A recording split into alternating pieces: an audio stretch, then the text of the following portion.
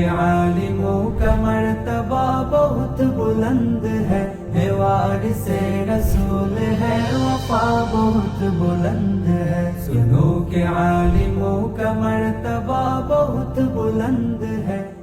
উলামা একরামকে দেশের জন্য অবদান রাখবার সবক দেওয়া মানুষগুলো অনেকেই আছেন, দেশের সম্পদ দেশের বাহিরে পাচার করে বেগম পাড়ায় তারা বাড়িঘর গড়ে তোলে, দেশ প্রেমের জিগির মুখে তোলেন, অথচ দেশকে লুট করে দেশের বাইরে সম্পদ পাচার করে সেখানে নিজের আখের গুছিয়ে শুধুমাত্র এখানে দেশপ্রেমের অভিনয় তারা করে থাকেন। সময় এসেছে উলামা একরামের সে অবদানকে স্বীকার করবার।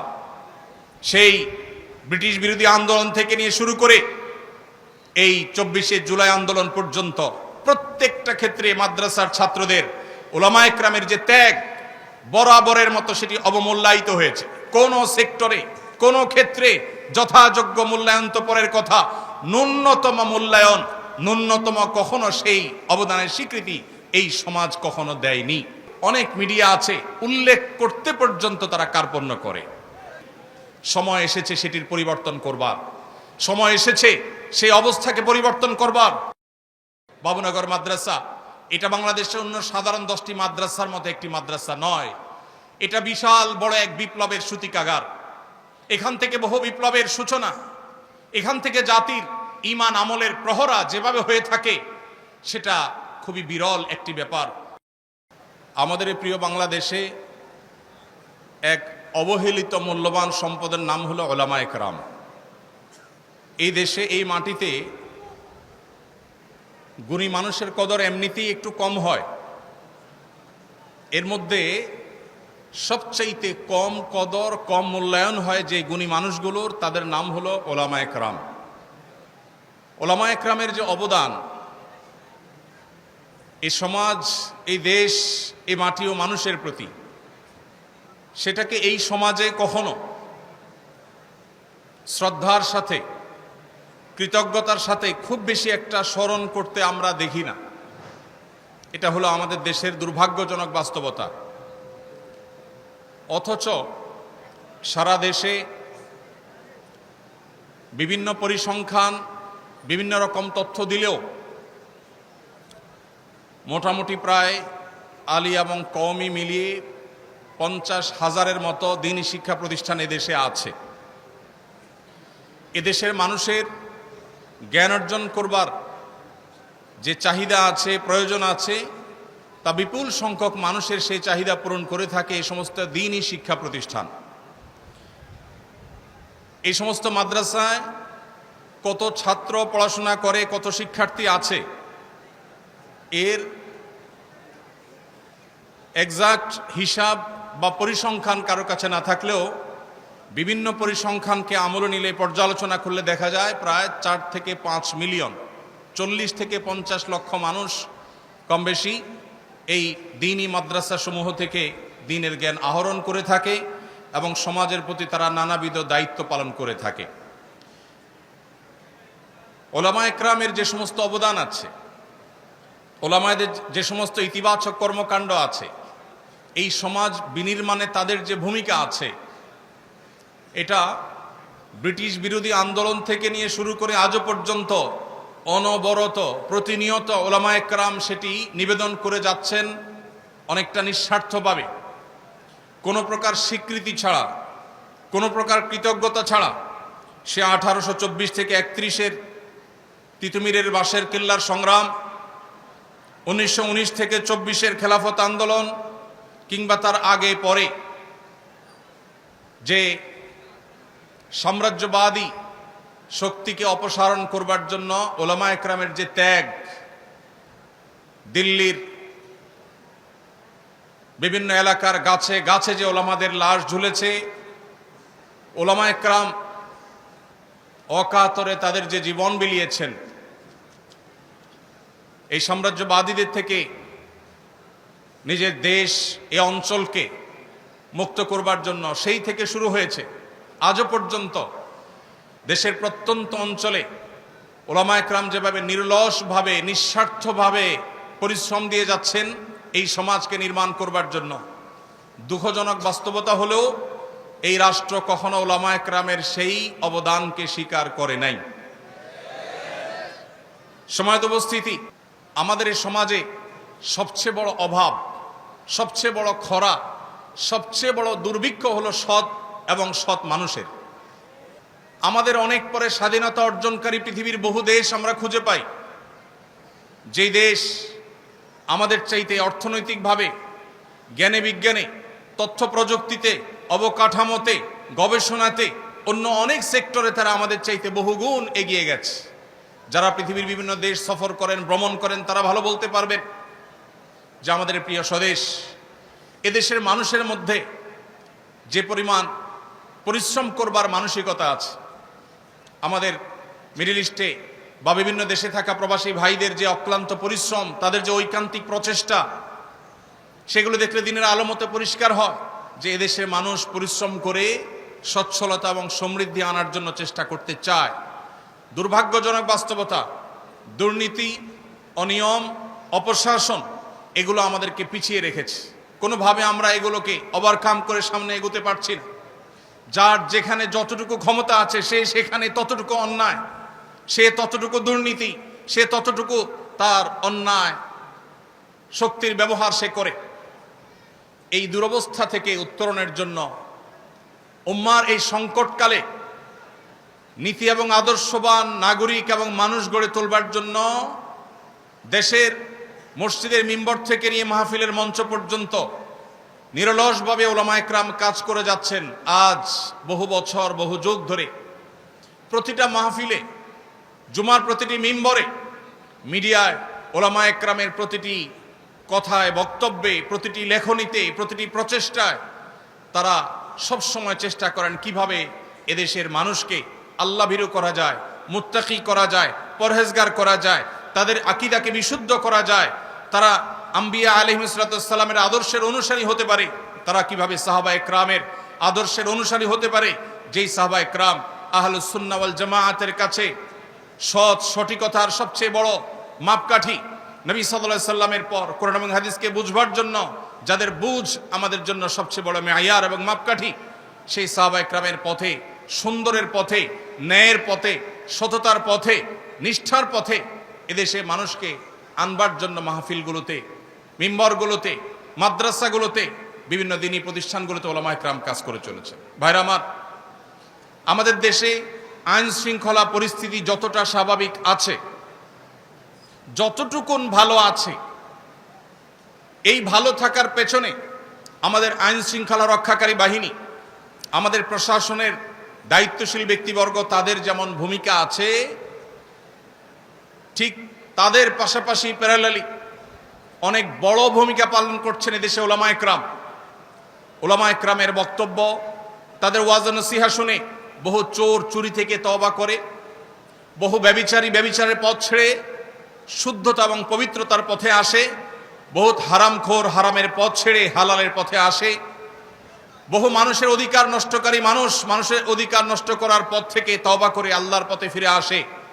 অজস্র তওবাকারী, অগণিত তওবাকারী গোটা দেশের প্রান্তে প্রান্তে ছড়িয়ে আছে, যারা হয় মিম্বরের আলোচনা থেকে, কিংবা মাহফিলের বক্তব্য থেকে, কিংবা উলামাদের আলোচনা থেকে, কোনো দ্বীনি মাদ্রাসা থেকে, কোনো আলেমের সোহবত বা সাহচর্য থেকে, কোনো আল্লাহওয়ালার সান্নিধ্য থেকে তারা হয়তো নিজেকে আত্মশুদ্ধির পথে এনেছেন, সংশোধনের পথে এনেছেন।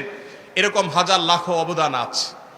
উলামায়ে কেরামের বক্তব্য শুনে কোনো মানুষ খারাপ পথে গিয়েছে, ভুল পথে গিয়েছে এমন একটি নজির পাওয়া যাবে না। সম্মানিত ভাইরা আমার, উলামায়ে কেরামের এই যে অবদান, এই অবদান যুগ যুগ ধরে এদেশে মানুষ যদি শুকরিয়া আদায় করে, তাহলে এই অবদানের প্রকৃত স্বীকৃতি এবং তার প্রকৃত কৃতজ্ঞতা আদায় করা সম্ভব হবে না। প্রিয় ভাইরা আমার, স্বার্থপরতার এই সমাজে, স্বার্থান্ধতার এই যুগে উলামায়ে কেরাম যার যার মতো অত্যন্ত নীরবে নিভৃতে দেশের বিভিন্ন প্রান্তে থেকে তারা মানুষকে হেদায়েতের আলো ছড়িয়ে বেড়ান, তারা মানুষকে সুন্দরের পথে আনেন, তারা মানুষকে শুদ্ধতার পথে আহ্বান করেন। উলামায়ে কেরামের অনেক বড় একটা অবদানের জায়গা হলো তারা সুশৃঙ্খল নাগরিক গড়বার জন্য বিশাল বড়, বিরাট বড় ভূমিকা পালন করছেন। এদেশের প্রায় 40 থেকে 50 হাজার যে মাদ্রাসা আছে, কওমি আলিয়া মিলিয়ে যে এই বিপুল সংখ্যক মাদ্রাসা আছে, এর মধ্যে 40 থেকে 50 লক্ষ শিক্ষার্থী, এর বেশিরভাগই আবাসিক মাদ্রাসাগুলোতে তারা বেড়ে ওঠেন। মাদ্রাসার চৌহদ দিতে এক একটা মাদ্রাসাতে কোনো কোনো জায়গায় 1000, 1500, 2000, 2500, 3000 অথবা কম বেশি শিক্ষার্থী যে আছে, এই শিক্ষা প্রতিষ্ঠানগুলোতে সাধারণত সচরাচর পরিবেশ যতটা সুন্দর থাকে, পরিচ্ছন্ন থাকে, অন্য সাধারণ যে সমস্ত আবাসিক প্রতিষ্ঠান আছে বা আবাসিক ভবন আছে যেখানে মানুষ বসবাস করে, যেখানে বিভিন্ন বয়সী মানুষরা থাকে, আমরা যদি পরিবেশের যে কম্পেয়ার বা তুলনা সেটা যদি আমরা করি তাহলে দেখব দ্বীনি মাদ্রাসাগুলোর পরিবেশ অত্যন্ত পরিচ্ছন্ন থাকে, অত্যন্ত সুন্দর থাকে। শিক্ষার্থীরা নিজ উদ্যোগেই এটা করে থাকেন। বাংলাদেশে 5% মাদ্রাসারও সকল ওয়াশরুম, সকল অজুখানা, সকল জায়গা এবং আঙিনা এগুলো পরিচ্ছন্ন করবার জন্য আলাদা পরিচ্ছন্নতা কর্মী সেভাবে থাকে না, বরং শিক্ষার্থীরা স্বেচ্ছাসেবার মাধ্যমে, তালেবে ইলমরা ভলেন্টারি ওয়ার্কের মাধ্যমে তাদের পরিবেশকে তারা সুন্দর করে, তাদের এনভায়রনমেন্টকে তারা সুন্দর করে। ভাইরা আমার, এত শত মাদ্রাসা, এত লক্ষ লক্ষ ছাত্র, অথচ এই সমস্ত মাদ্রাসাগুলোতে আজও পর্যন্ত কোনো নিজেদের মধ্যে দাঙ্গা হাঙ্গামা লেগে অনেক মানুষ মারা গেছে, বহু মানুষ হতাহত হয়েছে, এরকম একটি ঘটনা আজও পর্যন্ত দেখা যায় না। যেখানে তরুণদের বসবাস, যাদের শরীরে টকবগে রক্ত প্রবাহমান, তাদেরকে কোরআন এবং হাদিসের মাধ্যমে, কোরআন এবং হাদিসের যে অনুপ্রেরণা, ইন্সপিরেশন আছে তার মাধ্যমে এদেশে ওলামায়ে কেরাম তাদেরকে যোগ্য, সুশৃঙ্খল নাগরিক, শান্তিকামী মানুষ হিসেবে গড়ে তুলছে। যার কারণে আমাদের থানাগুলোতে যত অপরাধমূলক মামলা হয়ে থাকে এর হয়তো 5% মামলাও এদেশে ওলামায়ে কেরাম, দিনদার মানুষদের নামে সচরাচর হয় না, কেউ দেখাতে পারবে না। এভাবে একটা সমাজকে বিনির্মাণ করবার জন্য ওলামায়ে কেরাম যেভাবে দিন রাত কাজ করে যাচ্ছে, সেই তুলনায় এই রাষ্ট্র কখনো আলেমদের সেই অবদানের স্বীকৃতি দেয় নাই। প্রিয় ভাইরা আমার, আমাদের মাদ্রাসার তালেব ইলমদের সমালোচনার অনেক জায়গা থাকতে পারে, কিন্তু মাদ্রাসার তালেব ইলমরা যতটা শান্তিপ্রিয় হয়, তারা যতটা সুশৃঙ্খল হয়, সেটা মাদ্রাসার আভ্যন্তরীণ যে পরিবেশ আছে, লক্ষ লক্ষ শিক্ষার্থীরা হাজার হাজার মাদ্রাসায় তারা যে শান্তিপূর্ণভাবে বসবাস করে, এখনো পর্যন্ত, ভবিষ্যতে কি হবে আল্লাহ ভালো জানে, এখনো পর্যন্ত যে শান্তিপূর্ণ পরিবেশ এখানে বিরাজমান, অন্য সাধারণ শিক্ষা ব্যবস্থা সেটা কল্পনাও করা যায় না। সম্মানিত ভাইরা, কয়েক লক্ষ ইয়েতিম মাদ্রাসাগুলোতে তারা লালিত পালিত হয়ে থাকে। এই যে কয়েক লক্ষ, কোন কোন হিসাব অনুযায়ী 2, কোন কোন হিসাব অনুযায়ী 3 লক্ষ ইয়েতিম সারা দেশে বিভিন্ন মাদ্রাসাগুলোতে তারা আশ্রয় নেয়, তারা সেখানে বেড়ে ওঠে। যেখানে আমাদের দেশে পিতৃপরিচয়হীন কিংবা মা বাবা মারা গেছেন, অসহায় হয়ে গেছে, এই ধরনের অনেক ছোট ছোট সন্তানরা তারা হয়তো পথশিশু হিসাবে বেড়ে ওঠে। তারা পর্যাপ্ত শিশু হিসাবে তাদের যে অধিকার আছে সে অধিকারটুকু তারা পায় না। শিক্ষা তো দূরের কথা, নিয়মতান্ত্রিকভাবে একটু খাবার, একটু ভালো বাসস্থানের ব্যবস্থা তাদের হয় না। আপনি ঢাকা শহরে, চট্টগ্রাম শহরে, বড় বড় শহরগুলোতে গেলে দেখবেন বিভিন্ন ফুটপাতে, গুরুত্বপূর্ণ পাবলিক প্লেসগুলোতে অসংখ্য অগণিত পথশিশুরা তারা শুয়ে আছে, তাদের দেখভাল করবার কেউ নেই। এই শিশুদের অনেকেই হয়তোবা তারা অনেকেই অনেক খারাপ মানুষের হাত ধরে ধীরে ধীরে অপরাধ জগতে চলে যাচ্ছে। কেউ হয়তো চুরি ছিনতাইকারীর দিকে চলে যাচ্ছে, কেউ হয়তো সঠিক দিশার অভাবে নানা ভুল পথে পা বাড়াচ্ছে, কেউ হয়তো মাদকের বিস্তার, মাদকের বিক্রি, বিপণন, মাদকের মার্কেটিং, সরবরাহ, এরকম চেইনের মধ্যে তারা নিজেদের অজান্তে হয়তো ঢুকে পড়ছে। তাদেরকে অসাধু চক্র নানাভাবে ব্যবহার করছে। বস্তিতে বেড়ে ওঠা অনেক ছোট ছোট কোমলমতি শিশুরা তারা এভাবে ধ্বংস হচ্ছে।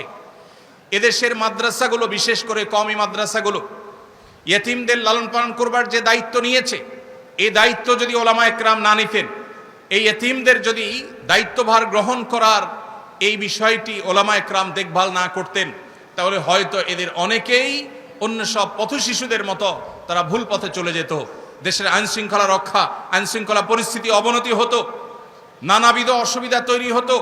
ওলামায়ে কেরামের এই যে নীরবে নিবৃতে এই যে লক্ষ লক্ষ ইয়েতিম লালন পালন, তাদের খাবার দাবার, তাদের বাসস্থান শুধু নয়, তাদেরকে দেশের সবচেয়ে দামি, সবচেয়ে ভালো মানুষ, সবচেয়ে আদর্শবান নাগরিক হিসাবে গড়ে তুলবার জন্য, সৎ মানুষ হিসাবে, নিষ্ঠাবান মানুষ হিসাবে, আল্লাহবিরা মুত্তাকি মানুষ হিসাবে গড়ে তুলবার জন্য যেভাবে ওলামা ইকরাম কাজ করছেন, মাদ্রাসাগুলো কাজ করছে, দুঃখজনক হলেও সত্য, তাদের সেই কাজের কোনো মূল্যায়ন, কোনো স্বীকৃতি আজও পর্যন্ত এই রাষ্ট্র অথবা রাষ্ট্রকে যারা ধারণ করে তারা কখনো আজও পর্যন্ত দেয়নি।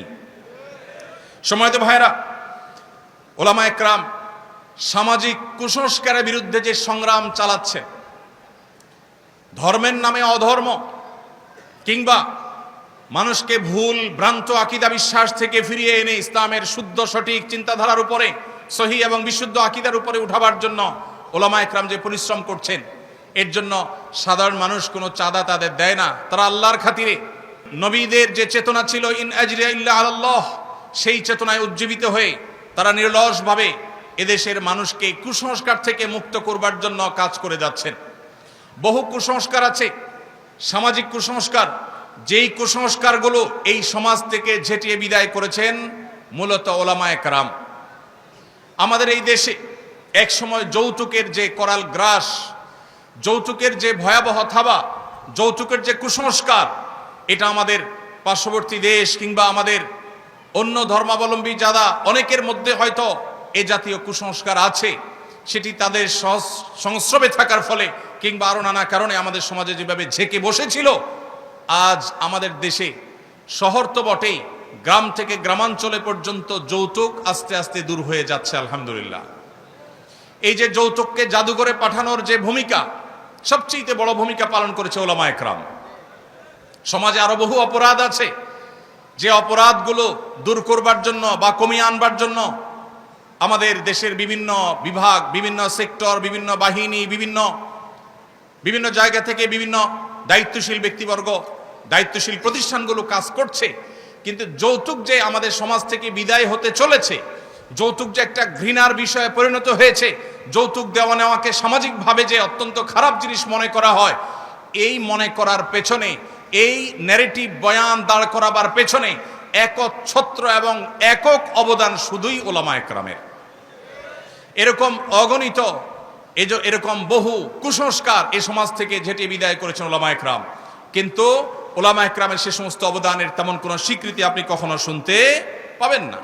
প্রিয় ভাইরা আমার, দ্বীনি শিক্ষা প্রতিষ্ঠানগুলো, মসজিদ মাদ্রাসাগুলোর মাধ্যমে মধ্যপ্রাচ্য এবং পৃথিবীর বিভিন্ন প্রান্ত থেকে বিভিন্ন মানুষজনকে ওলামা ইকরাম বিভিন্ন সময় দাওয়াত দিয়ে আনেন। অনেক ব্যবসায়ী, অনেক দানবীর, অনেক আল্লাহ ভীরু, তারা আল্লাহর খাতিরে এদেশে আসেন। অজস্র অগণিত তারা টিউবওয়েল, তারা মসজিদ মাদ্রাসা, তারা অবকাঠামো, কালভার্ট, অনেক ক্ষেত্রে তারা অবদান রেখেছেন। কি পরিমাণ টাকা শুধুমাত্র বাহির থেকে এই দেশে এনেছেন ওলামা ইকরাম, সেটার হিসেব, প্রকৃত হিসেব কেউ আজও পর্যন্ত করেছে বলে আমার জানা নেই। কোনো পরিসংখ্যান, কোনো গবেষণা আজও পর্যন্ত ওলামা ইকরামের সে অবদানকে তুলে আনতে পারেনি। যদি আনা হয়, আমার বিশ্বাস চোখ কপালে উঠার মতো একটি বিষয় হবে এটি, যে পরিমাণ বিদেশি মুদ্রা বা যে পরিমাণ বিদেশি দান ওলামা ইকরাম এদেশে এনেছেন, এদেশের কাজে বিভিন্ন এনজিওগুলো, ইসলাম বিরোধী অপশক্তিগুলো, পশ্চিমাদের বিভিন্ন এজেন্টরা, তারাও বিদেশ থেকে ফান্ড আনে, কিন্তু সেই ফান্ড, সে সমস্ত তহবিল এদেশে মানুষের চিন্তা, চেতনা, বিশ্বাস, ঈমান, শিক্ষা, সংস্কৃতি, কৃষ্টি, কালচার, এগুলোর বিরুদ্ধে পশ্চিমা সংস্কৃতিকে আরোপ করবার জন্য, চাপিয়ে দেওয়ার জন্য, প্রতিষ্ঠিত করবার জন্য সে সমস্ত তহবিল তারা এনে থাকে, ব্যবহার করে থাকে।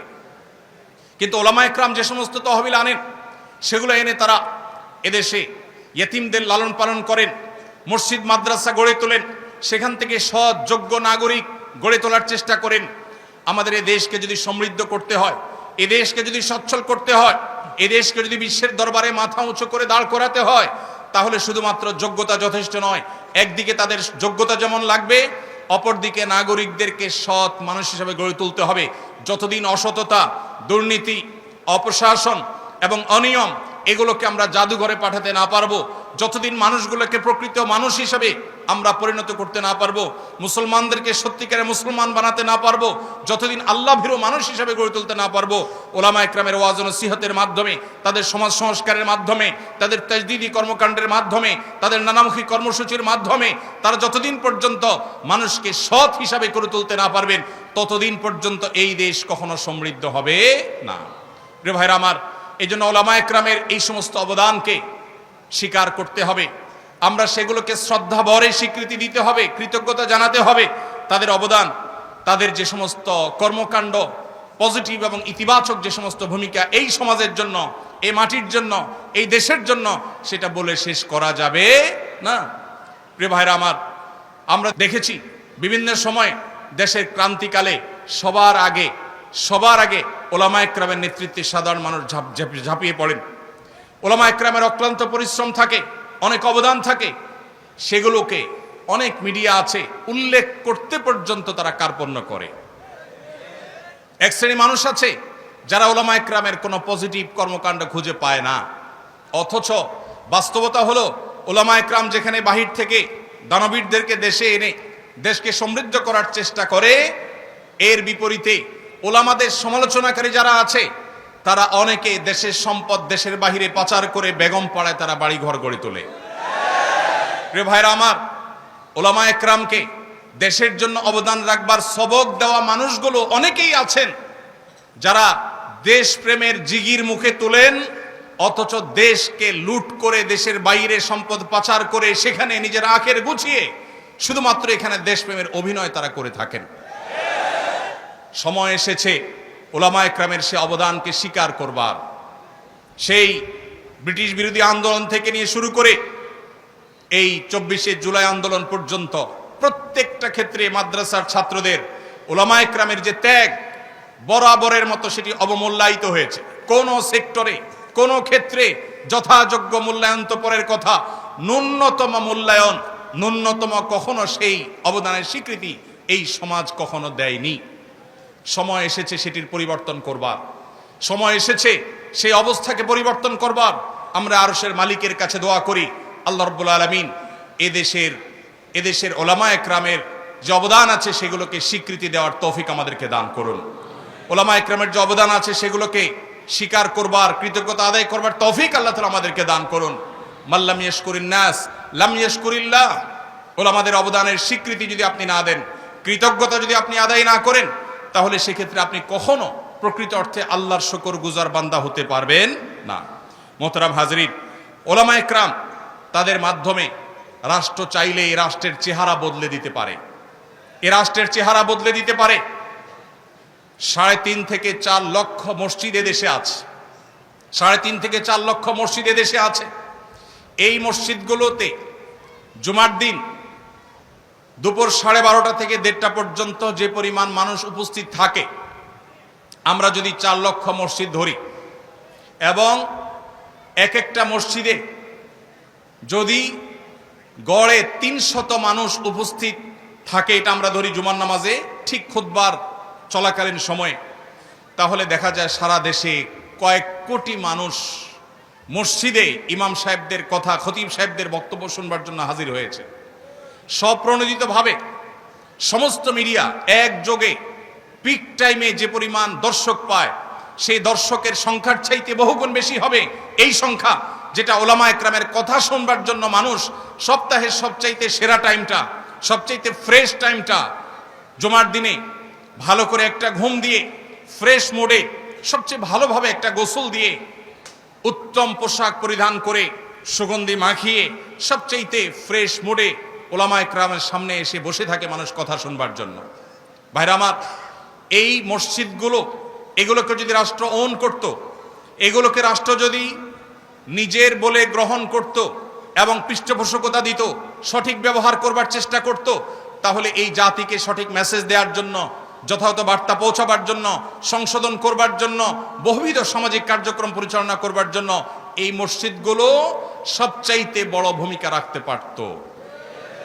অথচ দুর্ভাগ্য, ইমাম সাহেব, খতিব সাহেবরা, মুয়াজ্জিন সাহেবরা, মসজিদগুলো সবচাইতে অবহেলিত এই দেশে। প্রিয় ভাইরা আমার, এই দেশে যে সমস্ত প্রাকৃতিক দুর্যোগ হয়ে থাকে, আমরা আমাদের আসুন্নাহ ফাউন্ডেশনের বিভিন্ন কার্যক্রম পরিচালনা করবার মধ্য দিয়ে আমাদের যে অভিজ্ঞতাটুকু হয়েছে তার আলোকে আমরা বলতে পারি সবচেয়ে বেশি দুর্যোগে মোকাবেলায় মসজিদগুলো আমাদের সবচেয়ে বেশি সহায়ক ভূমিকায় আসে। কারণ মসজিদগুলোতে ইমাম খতিব সাহেবরা এলাকা মানুষকে অনুপ্রাণিত করে অন্যের কষ্ট দূর করবার জন্য তাদেরকে বের করে দেয়, মানুষকে উৎসাহিত করে, মানুষকে তার সর্বস্ব ত্যাগ করবার জন্য শিক্ষা দিয়ে থাকে। এটা মসজিদগুলো থেকে হয়। অতএব যদি সারা দেশের মসজিদের ইমাম সাহেবদেরকে যদি রাষ্ট্র অন করত, তাহলে দেখা যেত অনেক দুর্যোগ আছে, অনেক ঝড় জলোচ্ছ্বাস বন্যা বিভিন্ন রকমের দুর্যোগ আছে, যেই দুর্যোগগুলো মোকাবেলা করতে মসজিদগুলো নেতৃত্ব দিতে পারত, সমাজের চেহারা বদলাতে পারত। আমরা পরিবেশ দূষণের শিকার, আমাদের কর্মকাণ্ডের কারণে, নানা ভুল পদক্ষেপের কারণে আজ আমরা পরিবেশ দূষণের শিকার। আপনারা দেখেছেন বিভিন্ন সময় পরিবেশ সেক্টরে যে পরিমাণ বাজেট আছে সেখানে হরিলুট সবচেয়ে বেশি হচ্ছে। শুধুমাত্র মসজিদের ইমাম খতিবদেরকে যদি রাষ্ট্র যদি তাদেরকে পরিবেশ সুরক্ষা করবার জন্য যথাযথভাবে তাদেরকে যদি ব্যবহার করত, তাহলে দেখা যেত পরিবেশ সুরক্ষার ক্ষেত্রে ওলামা একরাম সবচেয়ে বেশি অবদান রাখতে পেরেছেন। ভাইরা আমার, এইভাবে মসজিদ মাদ্রাসাগুলোকে, ওলামা একরামকে যদি রাষ্ট্র অন করত, তাহলে সেক্ষেত্রে দিন শেষে রাষ্ট্র বেনিফিটেড হতো, উপকৃত হতো, কিন্তু সেটা হয়নি। সময় এসেছে সেটিকে পরিবর্তন করবার, সেটি আমাদের করতে হবে ইনশাআল্লাহ। আল্লাহ আমাদের সবাইকে সেই তৌফিক দান করুন। ওলামা একরামের মাধ্যমে আমাদের ভঙ্গুর যে পরিবার ব্যবস্থা আছে সেটাকে আবারও শক্ত ভিতের উপরে দাঁড় করানো সম্ভব। ঘরে ঘরে যে পরিমাণ বিচ্ছেদ, তালাক, দাম্পত্য কলহ, অশান্তি বিরাজ করছে বিভিন্ন জায়গায়, দেশে, শহরে, গ্রামে, বিভিন্ন জায়গাতে, ওলামা একরাম সবসময় চেষ্টা করেন দাম্পত্য সম্পর্কগুলোকে কিভাবে ভালো করা যায়, কিভাবে ঠুনকো সম্পর্ককে শক্ত করা যায়, কিভাবে পরিবার ব্যবস্থাকে শক্ত করা যায়।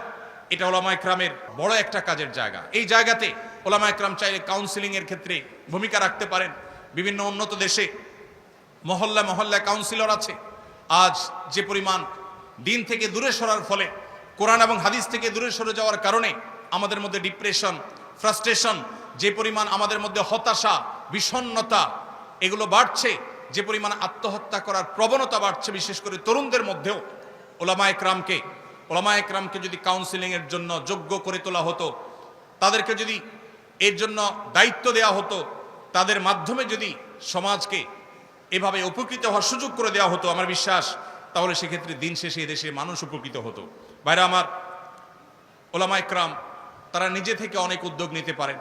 এখানে যে সমস্ত তালেবুল ইলম ভাইরা আছেন, আমার আপনাদের উদ্দেশ্যে বলতে চাই, এ সমাজের সাধারণ মানুষ অত্যন্ত ধর্মভীরু, অত্যন্ত দিন প্রেমিক।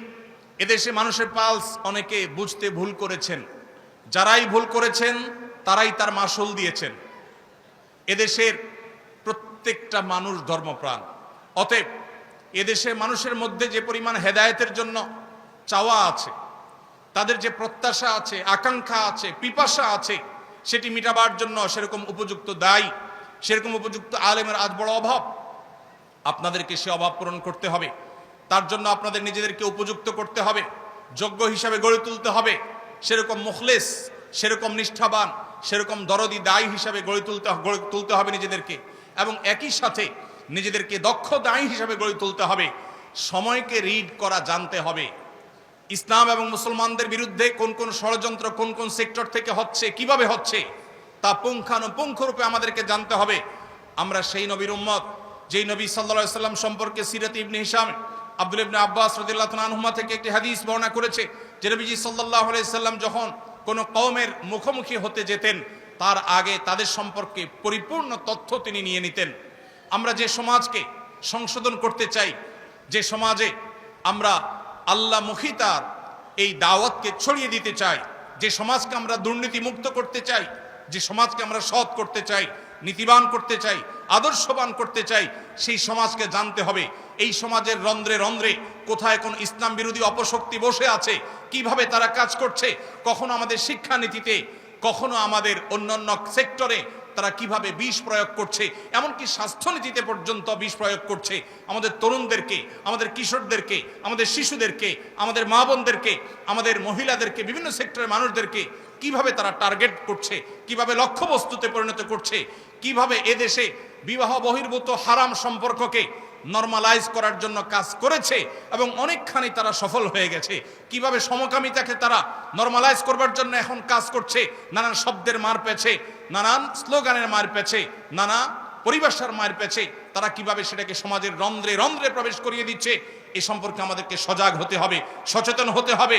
পশ্চিমা সভ্যতার চোখে চোখ রেখে কথা বলবার জন্য পশ্চিমা সভ্যতাকে মন্থন করতে হবে, অধ্যয়ন করতে হবে, পড়তে হবে, প্রত্যেকটি বাদ মতবাদ সম্পর্কে আপনাকে জানতে হবে, সময় সচেতন হতে হবে, প্রয়োজন আপনাকে ইংরেজি ভাষা শিখতে হবে, বাংলা ভাষা আপনাকে শুদ্ধ উচ্চারণ প্রমিত উচ্চারণ করা শিখতে হবে, আপনাকে কোরআন এবং হাদিসের নলেজের পাশাপাশি জাগতিক নলেজ পর্যাপ্ত পরিমাণ অর্জন করতে হবে।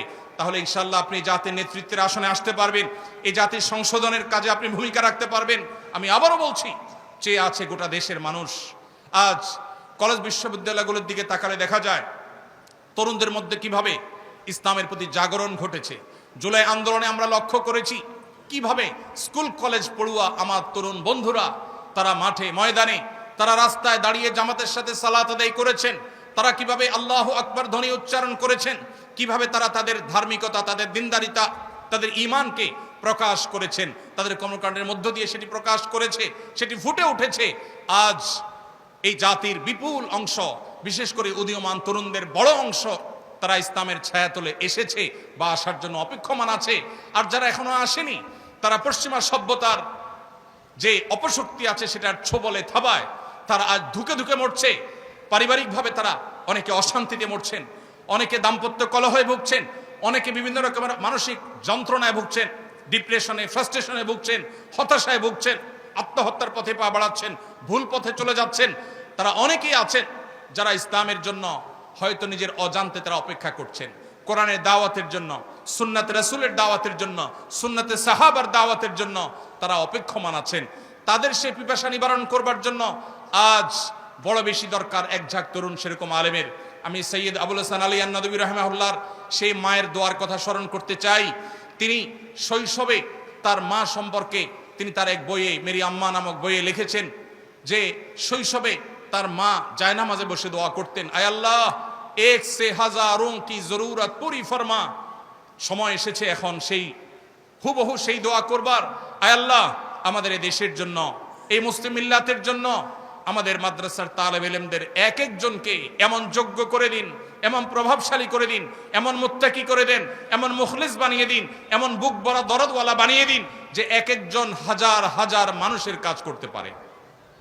প্রিয় ভাইরা আমার, আমাদেরকে নিজেদেরকে গড়ে তুলতে হবে। এই সমাজকে পরিবর্তন করবার জন্য আমাদেরকে নিজেদেরকে যোগ্য করে তুলতে হবে, আমাদের সে ভূমিকা রাখতে হবে। এর জন্য দরকার হলো বুক ভরা ব্যথা। বুক ভরা ব্যথা নবী করিম সাল্লাল্লাহু আলাইহি ওয়াসাল্লাম তিনি তার এক হাদিসে তিনি বলেছেন, আপনারা জানেন নাকি, যে তোমরা যখন জাহান্নামে পতিত হওয়ার জন্য পতঙ্গের মতো, পতঙ্গ যেরকম আগুন কিংবা বিদ্যুতের লাইটের উপর ঝাঁপিয়ে পড়ে পড়ে নিজেকে শেষ করে দেয়, তোমরা নিজেদেরকে পাপের দিকে, জাহান্নামের দিকে সেভাবে যখন ধাবিত করো, ওয়ানা আখিযুম বিহুজাজিকুম মিনান নার, আমি তোমাদেরকে জাহান্নাম থেকে বাঁচাবার জন্য তোমাদের কোমর ধরে টানার মতো চেষ্টা করি।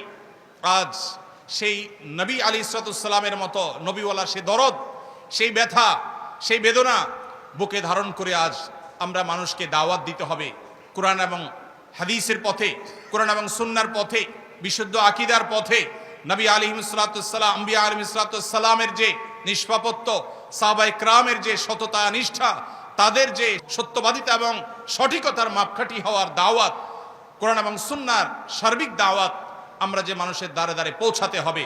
আমরা যে দেশের মানুষের যে আইডেন্টিটি পরিবর্তন করে দেওয়া হয়েছে, আজ মুসলমানের সন্তান নিজেকে পরিচয় দেয় তার পেশা দিয়া, মুসলমানের সন্তান আজ ক্যারিয়ারিস্টিক হয়ে গেছে অনেক ক্ষেত্রে, তার যে আসল আইডেন্টিটি, তার রবের সাথে যে সম্পর্ক, তার পালনকর্তার সাথে যে পরিচয়, দিন শেষে তার সবচেয়ে বড় পরিচয় যে সে আব্দ, সে গোলাম, সে দাস, মহামনিবের, মহামালিকের, সেই জিনিসটি আজ এদেশে মানুষ ভুলে গেছে।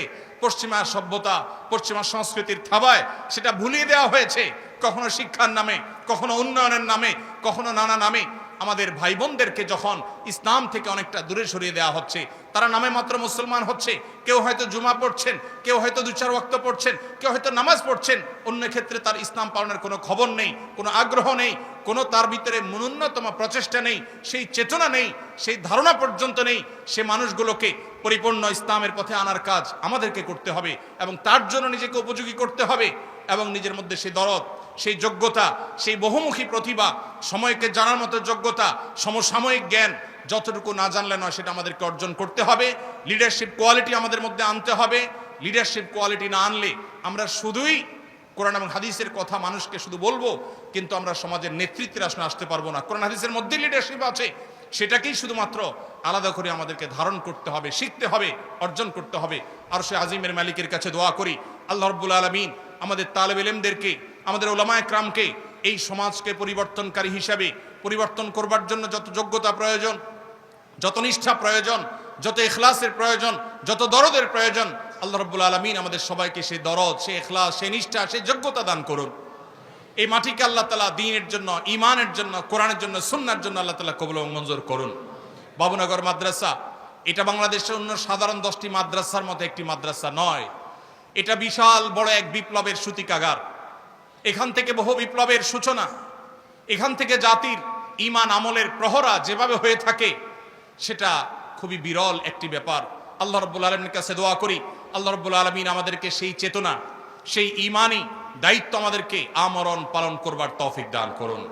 দ্বীনি প্রতিষ্ঠানগুলো, উলামায়ে কেরামের যে অবদান, সেটাকে এই সমাজ, এই জাতিকে আল্লাহ তাআলা পরিপূর্ণভাবে স্বীকৃতি দেওয়ার, কৃতজ্ঞতা আদায় করার, উলামায়ে কেরাম তাদের সবটুকুন দেওয়ার সুযোগ যেন লাভ করেন, সেই তৌফিক আমাদের সবাইকে আল্লাহ তাআলা দান করুন।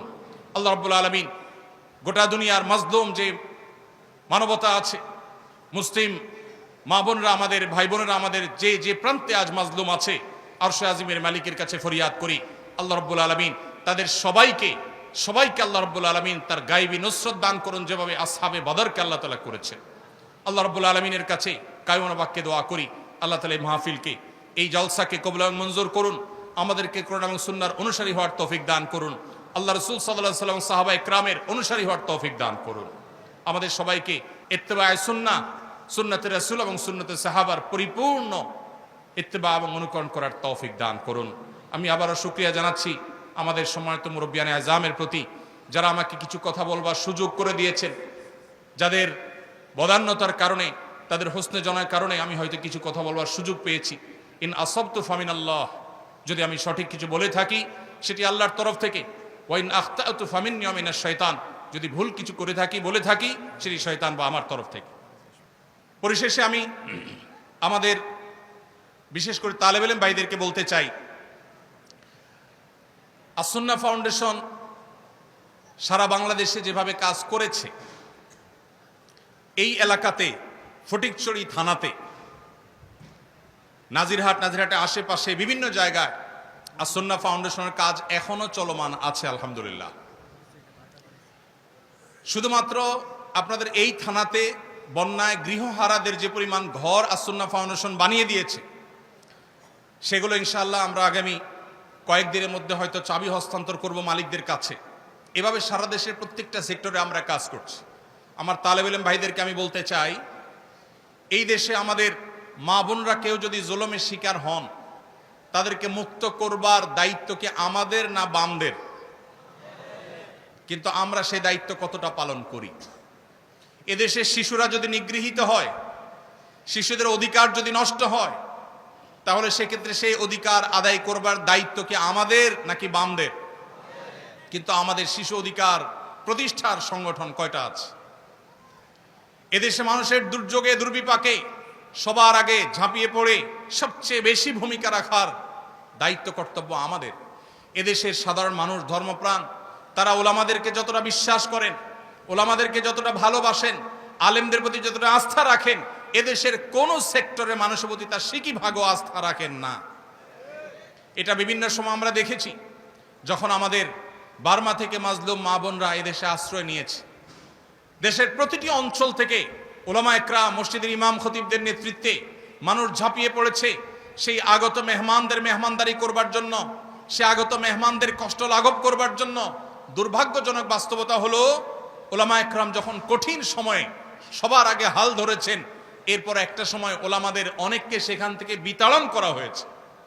সেগুলো বিভিন্ন এনজিওরা দখল করেছে, তাদের মতো সেখানে নানা কর্মকাণ্ড তারা পরিচালনা করছে। ধর্মান্তকরণ থেকে নিয়ে এমন কোনো কর্মকাণ্ড খুব কম আছে যে কর্মকাণ্ড সেখানে পরিচালনা অনেকে করছে না। সমকামিতার বিস্তার পর্যন্ত সেখানে আজ ঘটানো হচ্ছে, অথচ ওলামা একরাম নির্লসভাবে সে কাজটা শুরু করেছেন। ঠিক একইভাবে আমাদের এই সমাজে শ্রমিক ভাইয়েরা যদি কখনো বিপদে পড়েন, তারা যদি কখনো কষ্টে পড়েন, আমাদের মিম্বরগুলোতে কথা বলতে হবে, তাদের পাশে আমাদেরকে দাঁড়াতে হবে, যে কোনো মাজলুমদের পাশে আমাদের দাঁড়াতে হবে। আমরা তো সেই রাসূলের উম্মত যে রাসূল সাল্লাল্লাহু আলাইহি সাল্লাম বলেছেন, উনসুর আখাকা যালিমান আও মাজলুমা, তোমার ভাইয়ের সাহায্য তুমি করো, তিনি জালেম হোক আর মাজলুম হোক। সাহাবীরা প্রশ্ন করলেন, হে আল্লাহর রাসূল, কেউ যখন জালিম হয়, কেউ যখন মাজলুম হয়, তাকে সাহায্য করার অর্থ তো বোঝা যায় তাকে জুলুম থেকে রক্ষা করবার জন্য ভূমিকা রাখার মাধ্যমে তার সাহায্য করা হয়, কিন্তু কেউ যখন জালিম হয়, এই জালেম এবং অত্যাচারীকে আবার কিভাবে সাহায্য করা হবে? নবী আলাইহিস সালাম বলেছেন, অত্যাচারী বা জালেমকে সাহায্য করার মানে হলো অত্যাচারী ব্যক্তির অত্যাচারকে থামানো, তার অত্যাচার থেকে তাকে নিবারণ করা, নিবৃত করার চেষ্টা করা, এটাই হলো তার প্রতি সাহায্য করা। তার প্রতি সবচেয়ে বড় সহানুভূতি হলো তার জুলুমকে বন্ধ করা, কারণ আয-যুলমু যুলুমাতুন ইয়াওমাল কিয়ামা। প্রিয় ভাইরা আমার, সমাজে কোথাও অন্যায় হবে, অবিচার হবে, ওলামা একরামকে, ইমাম সাহেবদেরকে সেরকম বলয় গড়ে তুলতে হবে, সেরকম সমাজ গড়ে তুলতে হবে যেই সমাজ সমস্ত অন্যায় প্রতিরোধ করে। আইন হাতে তুলে নেওয়ার কথা বলছি না, কিন্তু অন্যায় বন্ধে ভূমিকা রাখা, জুলুম প্রতিরোধে ভূমিকা রাখা, এটার জন্য ওলামাদেরকে নেতৃত্ব দিতে হবে। কখনো শ্রমিকদের প্রতি জুলুম হলে ওলামাদেরকে সবার আগে এগিয়ে আসতে হবে। শিশুদের প্রতি জুলুম হলে, শিশুদের অধিকার যদি খর্ব করা হয়, সবার আগে আলেমদেরকে এগিয়ে আসতে হবে। শিশুদের মধ্যে আত্মহত্যার প্রবণতা ভয়ঙ্কর লেভেলে বেড়েছে, এর অন্যতম বড় একটা কারণ হলো আল্লাহর দেওয়া সিস্টেমের বাইরে গিয়ে উন্নতির নামে সেখানে আজ নারী পুরুষদের মধ্যে আল্লাহর সৃষ্টিগত যে ভেদাভেদ আল্লাহ রেখেছেন, সেই ভেদাভেদটুকু দূর করে দেওয়ার চেষ্টা করা হচ্ছে। পরিবার ব্যবস্থাপনাকে ভেঙে ফেলা হচ্ছে, নানাভাবে চক্রান্ত করে শিশুদেরকে মাতৃস্নেহ থেকে দূরে রাখা হচ্ছে। অতএব একটি শিশু মায়ের কোলে বেড়ে ওঠা তার জন্য যতটা আনন্দদায়ক, যতটা উপভোগ্য, কোনো অবস্থাতেই অন্য কোনো কেয়ারটেকার, অন্য কোনো মানুষের কাছে বেড়ে ওঠা উপযোগী নয়। তো শিশুদের অধিকার নিয়ে আমাদেরকে কথা বলতে হবে, শ্রমিকদের অধিকার নিয়ে আমাদের কথা বলতে হবে, অন্যায়ের বিরুদ্ধে, জুলুমের বিরুদ্ধে, জালেমের বিরুদ্ধে আমাদেরকে কথা বলতে হবে। বিদেশি অপশক্তিগুলোর যে সমস্ত ষড়যন্ত্র আছে, এগুলোর বিরুদ্ধে আমাদেরকে ভূমিকা রাখতে হবে, শুধু কথা বললে চলবে না, আমাদেরকে কাজ করতে হবে, সমাজ বিনির্মাণে কাজ করতে হবে, সমাজ সেবা কাজ করতে হবে। একজন আদর্শ মসজিদের ইমাম যদি চান তার মসজিদের এলাকা, তার মসজিদের চৌহদ্দির মধ্যে তিনি অগণিত সেবামূলক কাজ করতে পারেন, সামাজিক কাজ করতে পারেন, সমাজের চেহারা বদলে দিতে পারেন। মসজিদের ধনীদের লিস্ট যেরকম আছে, তালিকা যেরকম আছে, গরিবদের তালিকা রাখতে পারেন, গরিবদের অভাব মোচনের জন্য গরিবদের সাথে, ধনীদের সাথে গরিবদেরকে ভাগ বন্টন করে দিতে পারেন, যাতে করে গরিবরা ধনীদের থেকে উপকৃত হতে পারে। আশেপাশের যে সমস্ত পরিবেশ বিপর্যয়ের শিকার হচ্ছে, সেই পরিবেশগুলোকে উন্নত করতে পারেন। পরিবেশকে ভালো করবার জন্য ওলামা একরাম তরুণদেরকে নেতৃত্ব দিয়ে অনেক কিছু করতে পারেন। আমরা বহু আলেমদেরকে দেখেছি দেশে, আলহামদুলিল্লাহ, অনেক ওলামা একরাম তারা বিভিন্ন ক্ষেত্রে, বিভিন্ন জায়গায়, মসজিদে শুধুমাত্র মিম্বর থেকে নেতৃত্ব দিয়ে যুবক এবং তরুণদেরকে নিয়ে এলাকার চেহারা তারা পরিবর্তন করেছে। আমরা আজ সে কাজ করবার সময় এসেছে, সে কাজ আমাদেরকে করতে হবে। আমরা দোয়া করি আল্লাহ রাব্বুল আলামিন আমাদেরকে সেরকম বহুমুখী যোগ্যতা অর্জন করবার তৌফিক দান করুন। আপনারা যারা তরুণরা আছেন, বিশেষ করে তালেবুল ইলমরা আছেন, যারা অনেকে হয়তো একটি সুপ্ত প্রশ্ন আপনাদের মনে আছে, কিভাবে আমরা আস-সুন্নাহ ফাউন্ডেশনের মতো দাতব্য প্রতিষ্ঠান গড়ে তুলতে পারি। আমি আপনাদেরকে বলতে চাই, এ ধরনের প্রতিষ্ঠান করবার জন্য আমরা মনে করি সবচেয়ে বেশি প্রয়োজন টাকার, অথচ এটা হলো আমাদের সবচেয়ে বড় ভুল। আমাদের সবচেয়ে বেশি প্রয়োজন হলো ঐকান্তিক প্রচেষ্টার এবং সিরিয়াসনেসের। আমরা যদি সেটা যথাযথভাবে করতে পারি, ইখলাস এবং নিষ্ঠার সাথে, যেই কাজ করতে টাকা লাগবে না সেই সেবার কাজটা আপনি শুরু করে দেন। এলাকায় একটা রাস্তা ভাঙা আছে, কয়েকজন যুবককে নিয়ে আপনি সেই রাস্তাটা মেরামত করার কাজে লেগে যান। এলাকার কোথাও ময়লা পড়ে আছে, সেই ময়লা যথাস্থানে নিয়ে ফেলে মাটিতে পুঁতে কিংবা আগুনে পুড়িয়ে এলাকাটাকে আপনি পরিবেশকে দূষণমুক্ত করেন। এটার জন্য আপনার টাকার প্রয়োজন হবে না। বহু মানুষ হয়তো কষ্টে আছে, একটু শারীরিক পরিশ্রম দিয়ে তার কষ্ট আপনি দূর করতে পারেন, এটার জন্য টাকার প্রয়োজন হবে না। অনেক তরুণরা আছে আস-সুন্নাহ ফাউন্ডেশনের বিভিন্ন প্রজেক্ট থেকে তাদেরকে সুবিধা পাওয়ার জন্য অনলাইনে ফর্ম পূরণ করে দেন, ফাউন্ডেশনের সাথে কানেক্টেড করে দেন, এর মাধ্যমে আপনি সেবামূলক কাজ করতে পারেন। এরকম আরও বহু প্রতিষ্ঠান আছে, সেগুলোর মাধ্যমে আপনি করতে পারেন। অতএব আমি আমার তরুণ বন্ধুদেরকে, বিশেষ করে তালিবে ইলমদেরকে বলতে চাই, সমাজ সেবামূলক কাজ অথবা যে কোনো কাজ করবার জন্য টাকা এটা কখনো ফ্যাক্টর নয়।